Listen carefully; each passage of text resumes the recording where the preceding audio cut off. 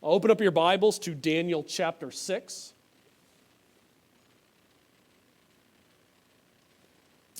Daniel chapter 6, and we're going to be looking at verses 1 through 28 this morning in Daniel chapter 6. So Daniel 6, verses 1 through 28. So I think I'm stepping out a little bit onto a limb this morning. It might be a weak and wobbly limb that I'm standing on, but since I'm standing on it alone, I think it'll hold me up. And the limb that I'm walking out upon is a theory that I think we may have all gotten the main purpose of Daniel chapter 6 wrong. And that is Daniel chapter 6, the famous story of Daniel and the lion's den, or as I would prefer to call it, Daniel and the pit of lions.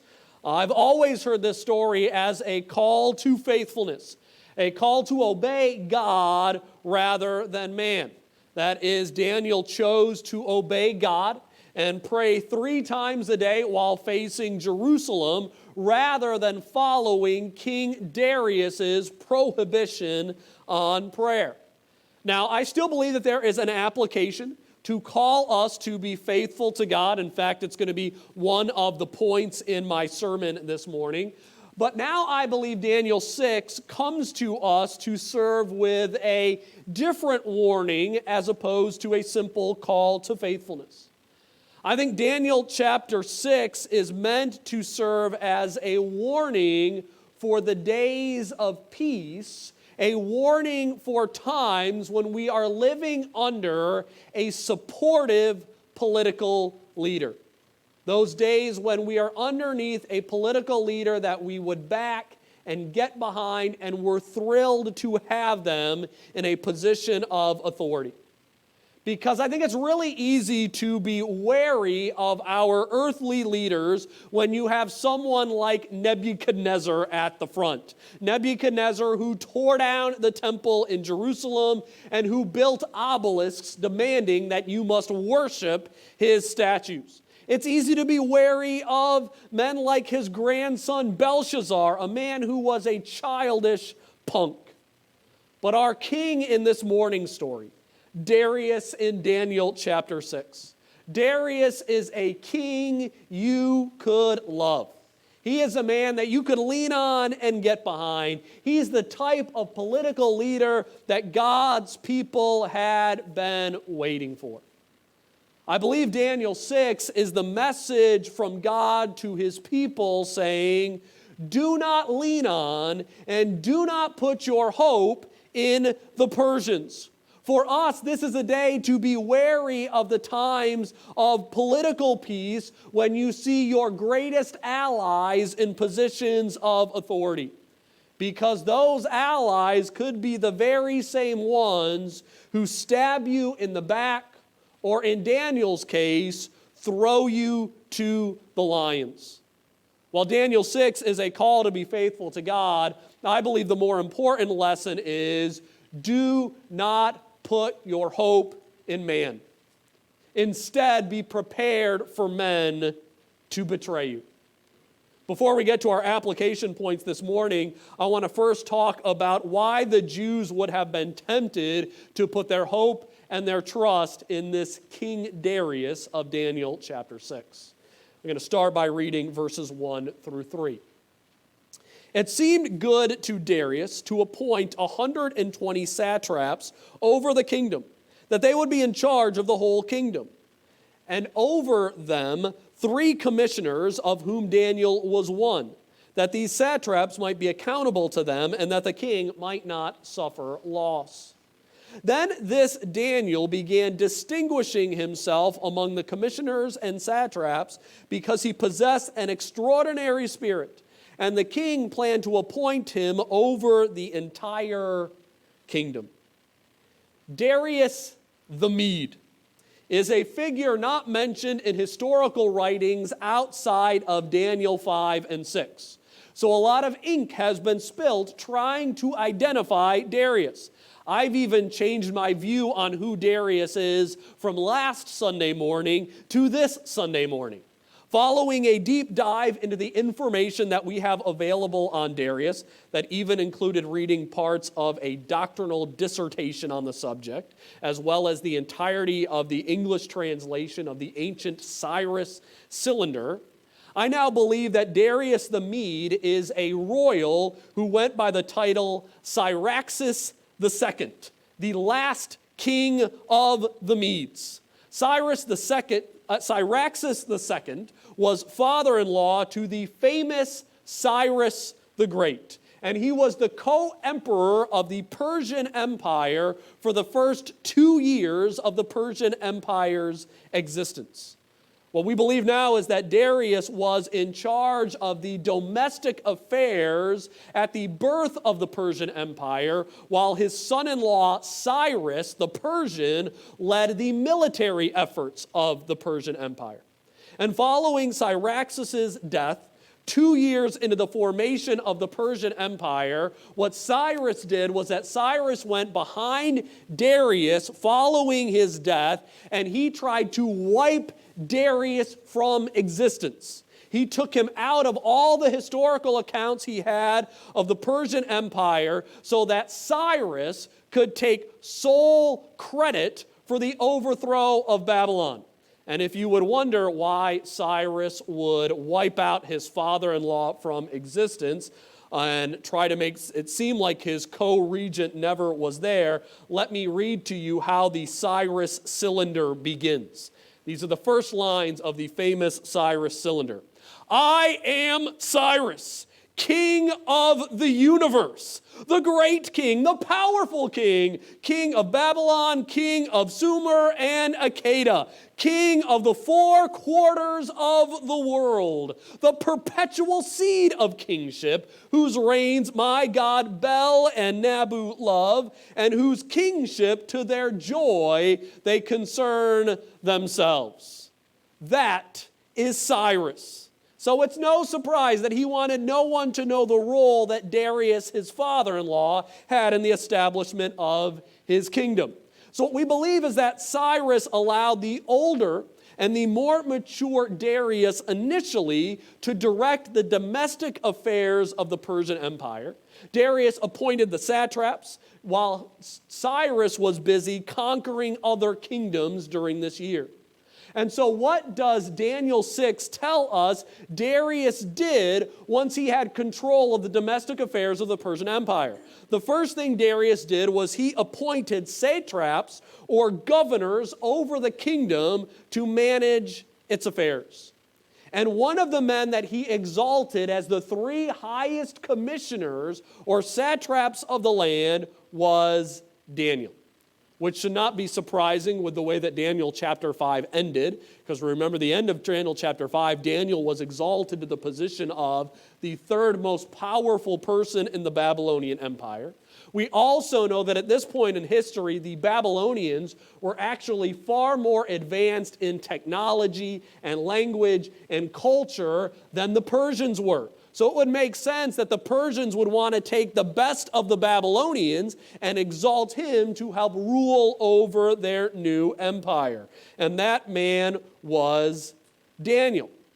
It also very well likely may have been Darius, whose plan it was to send the Jews and the other exiles back to their homelands, along with finances and support to build their temples, since we know he was in charge of domestic affairs. So if you were a Jew in the days of Daniel, you would have loved, and I cannot understate this enough, you would have loved Darius. Cyrus and Darius together, they had liberated you from the Babylonians. They had killed Belshazzar, who mocked the instruments of God's temple. And then once Darius was in charge, he exalts Daniel to one of the highest places of his kingdom. And him, along with Cyrus, are saying, Jews, go back to your homeland and rebuild the temple. You would have adored Darius. You would have put Darius stickers on the back of your camel. You would have set up Darius and Cyrus yard signs so that you would show how much you loved King Darius. And Daniel chapter 6 comes to the Jews and says, don't put your hope in these men. In fact, don't put your hope in any political leader, because even the best this world has to offer, even if they don't even intend to betray you, they still may betray you tomorrow. So let us be betrayed by their betrayals by looking at the strategies that the world has when they turn against the people of God. Let's look now at verses 4 through 9 of Daniel 6. Then the commissioners and satraps began trying to find a ground of accusation against Daniel in regard to the government affairs. But they could find no ground of accusation or evidence of corruption, inasmuch as he was faithful, and no negligence or corruption was to be found in him. Then these men said, we will not find any ground of accusation against this Daniel unless we find it against him with regard to the law of his God. Then these commissioners and satraps came by agreement to the king and spoke to him as follows: King Darius, live forever. All the commissioners of the kingdom, the prefects, the satraps, the high officials, and the governors have consulted together that the king should establish a statute and enforce an injunction that anyone who makes a petition to any god or man beside you, O king, for 30 days shall be cast into the lion's den. Now, O king, establish the injunction and sign the document so that it may not be changed, according to the law of the Medes and Persians, which may not be revoked. Therefore, King Darius signed the document that is the injunction. I recently spoke with Pastor Gary McCall about how we should in the church respond to the growing Marxist, anti-God, anti-religion, and anti-free speech movement in America. And Pastor Gary spoke with wisdom, as he almost always does, about the importance of responding to godlessness through kindness, love, and mercy. We respond to the rejection of the church through forgiveness and grace. And I totally agree with this strategy. Let us love our enemies who spite us.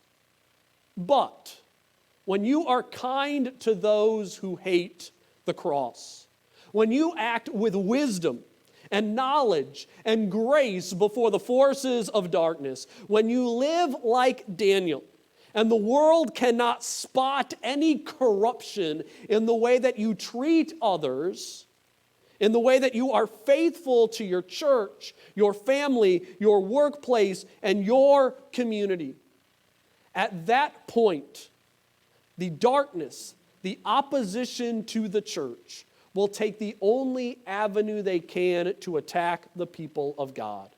And that is, they will attack you for your faith.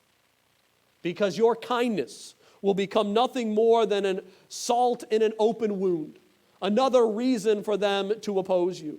Our strategy to respond to persecution and hatred and slander must always be love and kindness, as Pastor Gary says, but we must also be aware that our kindness may be used as a weapon against us. And this is exactly what happens in Daniel chapter 6. The advisors to Darius realize that the only way they can get Daniel, this rising star, out of the picture is to attack Daniel through his religion. So they go right to the heart of Daniel's faith, his prayers to the Lord. They come and they convince Darius to make a law that no one can pray to any deity or any man outside of Darius the king for 30 days. Now, thanks to Darius' son-in-law, Cyrus, we don't really know anything about his personality.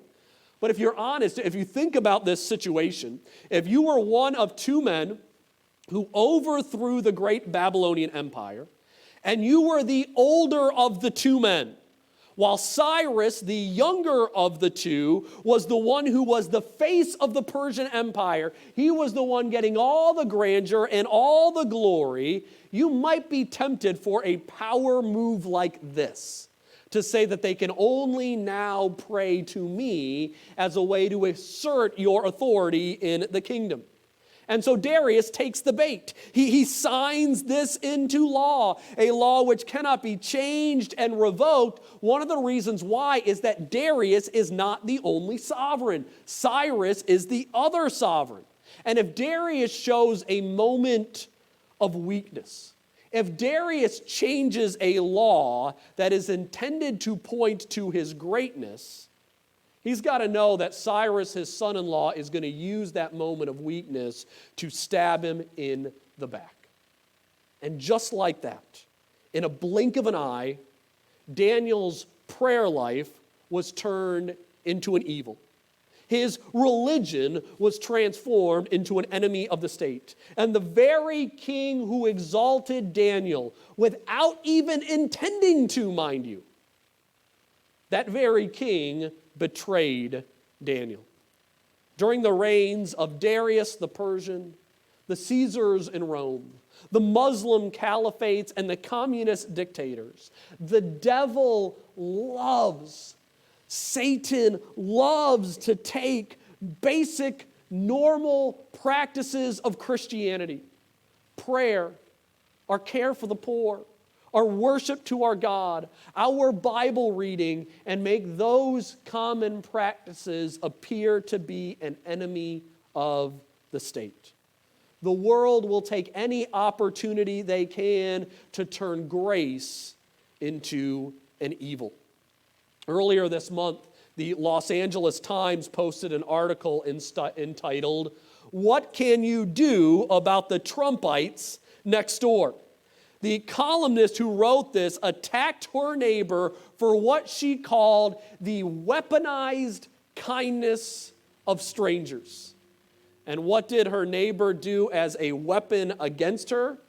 Her neighbor had the audacity to shovel the snow out of her driveway. And because of their kindness and shoveling the snow in her driveway, he said that her neighbor's kindness made them out to be the same as Hezbollah, Islamic terrorists, and Nazi collaborators. The world will call the gospel hate. They will call kindness a weapon and prayer a threat to the king. Understand that being loving and gracious and kind, we must be a people who never abandon the forgiving spirit of Jesus Christ. At the same time, you must know that your kindness will not be a shield of protection that will guard you against those who hate Jesus Christ. We need to be prepared for the betrayal to come from the most unexpected direction. For them to use our love and our grace and our adoration for Jesus Christ as the weapon that they will use to stab us in the back.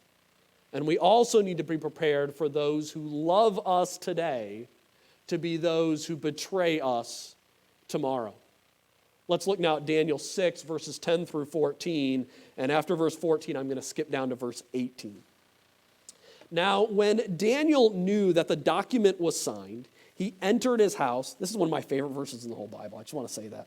He entered his house. Now, in the roof chamber, he had windows open toward Jerusalem. And he continued kneeling on his knees 3 times a day, praying and giving thanks before his God as he had been previously doing. Just love that.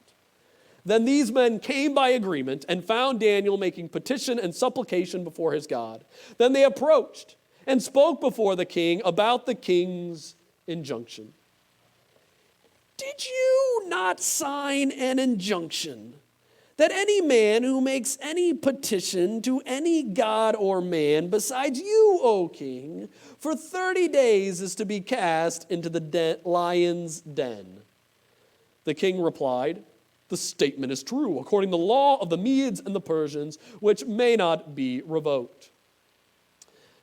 Then they answered and spoke before the king, "Daniel, who is one of the exiles from Judah, pays no attention to you, O king, or to the injunction which you signed, but keeps making his petition 3 times a day. Then as soon as the king heard this statement, he was deeply distressed and set his mind on delivering Daniel. Even until the sun set, he kept exerting himself to rescue him. Then skip down to verse 18 to continue to see Darius's character. Then the king went off to his palace and spent the night fasting, and no entertainment was brought before him, and his sleep fled from him. So Daniel chapter 6 could not be any more clear. Darius, the king, did not want to harm Daniel the Jew. It was never his goal. It was never his plan. But that's exactly what he did. Darius threw Daniel into a pit of lions. And one of the most interesting things about Daniel 6 is who was torn up more that evening, Daniel or Darius? It was Darius. Daniel was in peace with the lions, while Darius couldn't eat, he couldn't sleep, he tried to save Daniel, but it was futile in the end. So what we see in Daniel chapter 6 is that Daniel's godliness could not protect him from persecution because they went after his godliness. And Daniel's friends couldn't even protect him from betrayal because the king was duped by the devil's evil schemes. One of the most heart-wrenching moments in the story of Richard and Sabina Wurmbrand that was so hard for me to read because, one, it happened several times throughout their story, but also, second, because I am American. And that is, there were several times when prison guards and even torturers of the Wurmbrands, I want to remind everybody yet again that Richard Wurmbrand was a Romanian pastor during the Soviet occupation of Romania.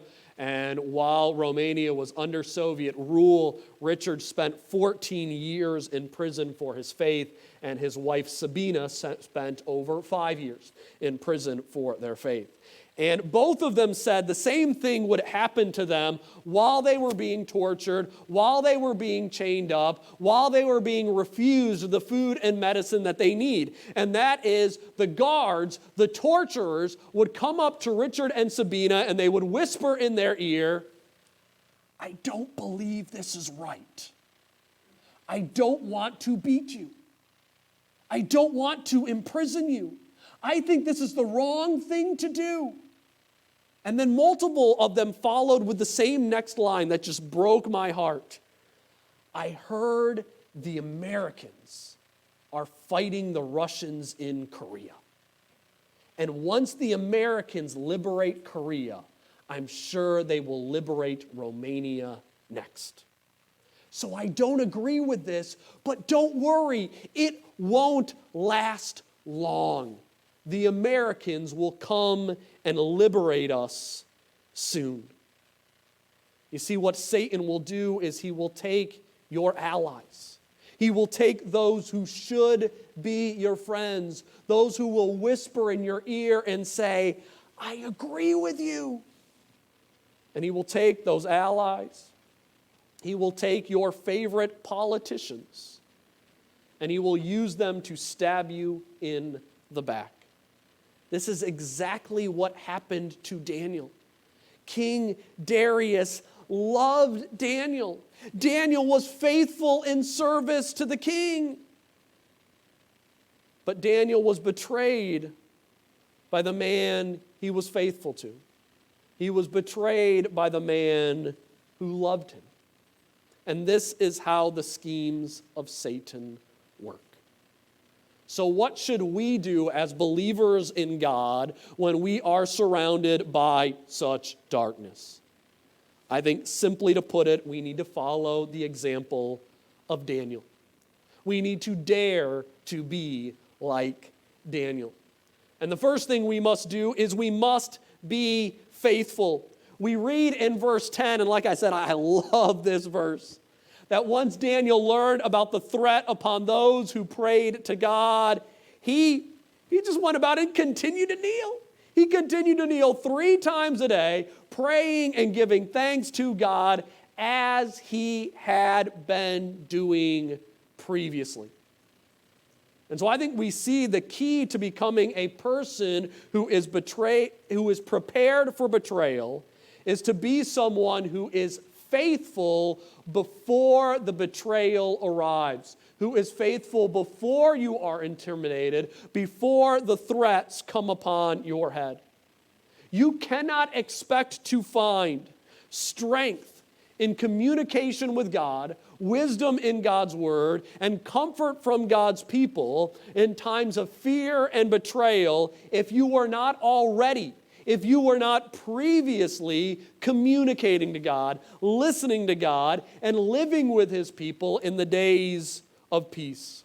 Those who can stand fast in the days of persecution and betrayal are those who had been already previously doing what Daniel was doing.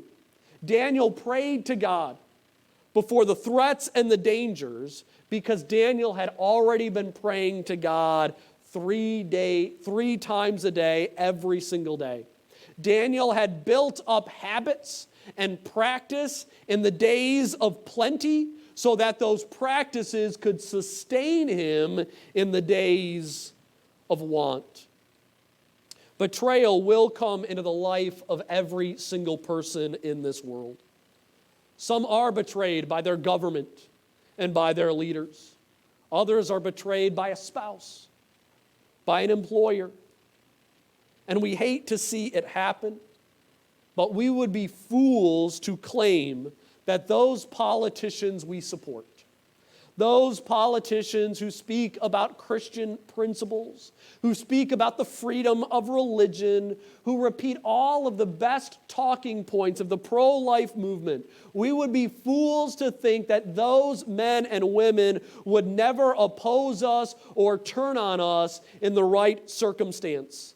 And we would also be fools to not see how painful it will be when those we support end up being those who oppose us. And when betrayal comes into your life, some people are broken by betrayal. It ruins their lives. It is their excuse behind their every failure in life. I've met several people during my ministry who were betrayed by church members decades ago. And it still clouds their vision of the church, and it is the source of their woes years later. Those who can stand fast in the face of betrayal and continue to move forward in the midst of the pain and the heartbreak are those who are faithful to God right now. I can guarantee that those who attend a church once a month, open up their Bibles just a couple of times a year, those who are only praying to God when the temperature drops below freezing, that when the days of betrayal come from the government, that betrayal will break them and it will ruin them. Because if you think about it, Daniel should have never been in the lion's den alone. There should have been a host of fellow Jews who were in the lion's den with him. There should have been so many Jews in the lion's den that the lions couldn't have eaten them all. Of all of the people who were dedicated to coming before God in prayer every day, but instead Daniel was in that pit alone. And we need to be faithful today, so that we can be faithful on the day when our kings and governors, our legislatures and our judges betray us and threaten to throw us in the pit for our faith in Jesus Christ. So in order to stand in the day of betrayal, it first requires you to be faithful in the good days, and then it also requires you to trust in God in the hard days. Look now at verses 20 through 23. When he, that is the King Darius, had come near the den to Daniel, he cried out with a troubled voice. The king spoke and said to Daniel, Daniel, servant of the living God, has your God, whom you constantly serve, been able to deliver you from the lions? Then Daniel spoke to the king, O king, live forever. My God sent his angels and shut the lion's mouth, and they have not harmed me. insomuch as I was found innocent before him, and also toward you, O king, I have committed no crime." Then the king was very pleased, and he gave orders for Daniel to be taken out of the den. So Daniel was taken out of the den, and no injury whatever was found on him, because he had trusted in his God. So we read here that Daniel spent the night with lions. Not only did Daniel get to spend the night with lions, but he also got to spend the night with an angel. And wouldn't you want to know what that was like? I mean, I want to know, did Daniel go and cuddle up next to the lions for warmth and, have that good night with those giant cats? Or was he like, just to be safe, I'm going to stay as far from me and those big cats as I can because I don't want to become a middle-of-the-night snack? Regardless, though, what happened during that night, we can say a miracle happened during that night. Because Daniel was not a chew toy for those dangerous cats. He survived. Daniel not only survived, but he praised God for his survival. And what I want to key in on, though, is why Daniel survived. Because the text tells us explicitly why Daniel survived. The writer or editor of the story, who I believe was most likely Daniel himself, tells us why Daniel came to no harm. It's because at the end of verse 23, he had trusted in his God. Daniel could trust that his God would be good to him even before the claws of a lion. And I think one of the more interesting things is that this word for trust that is used in Daniel 6:23, I wanted to look up this word in the Hebrew to get a little bit deeper information on it. And this word is actually only found in Daniel, and it's found one other time in Daniel chapter 6, and that is in verse 5. And this word for trust is actually used to describe Daniel himself. As in Daniel 6:5, describing Daniel, it says, they could find no charge or fault because he was faithful. Faithful in verse 5 and trusted in verse 23, it's the same word. So why could Daniel trust in God before the grave danger of the lions? Because Daniel had already lived a faithful, trustworthy life, thereby testing and putting to test the faithfulness of his Lord. By living a faithful life, Daniel was able to see that his God was trustworthy. We need to remember Daniel's story that when Daniel was just a teen, and he was offered meat that had been given to idols to eat, Daniel refused. Daniel was faithful to God, and in return, God was faithful to Daniel. What happened to Daniel's friends when they were thrown into the fiery furnace? Daniel's God was faithful to Daniel's friends as they had been faithful to him. So Daniel and his fellow believers in God's Most High, they had lived trustworthy, faithful lives according to the law of God. And as they were faithful to God, what they had proven to them again and again is, I can trust in God. I can trust in God in the good times and in the bad times, so that even when Daniel was thrown into the lion's pit, Daniel could still say, I can trust in the goodness of my God.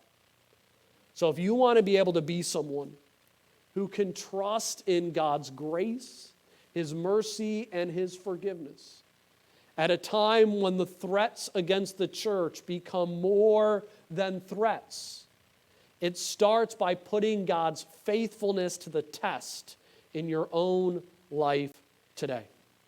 And how do we test God's faithfulness today? There's countless ways you can do it. It could start by simply speaking of Jesus Christ when the fear is beating in your chest and all you want to do is be silent. It could also be by giving gifts of charity out of your bank account to those who are in need when your own funds are running low.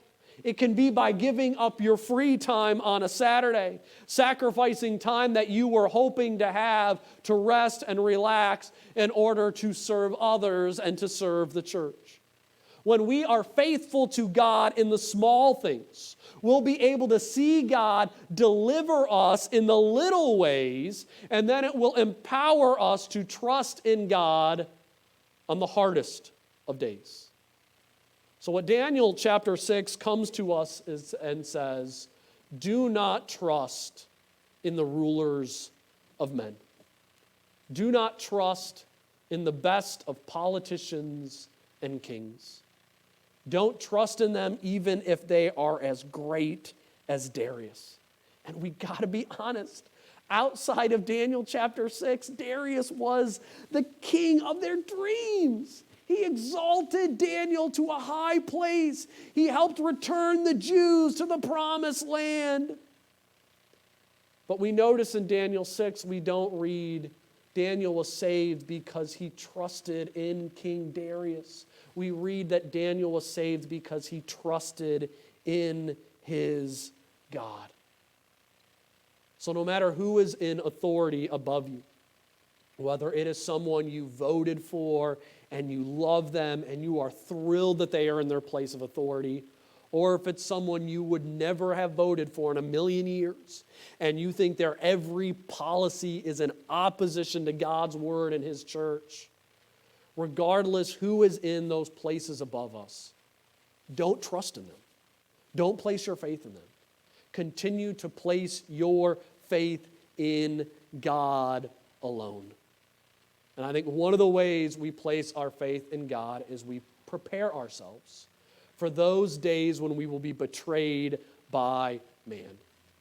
And the way we prepare for that betrayal is we walk in faithfulness. We are faithful today so that we can trust in God when the hard days come. Please stand for the benediction.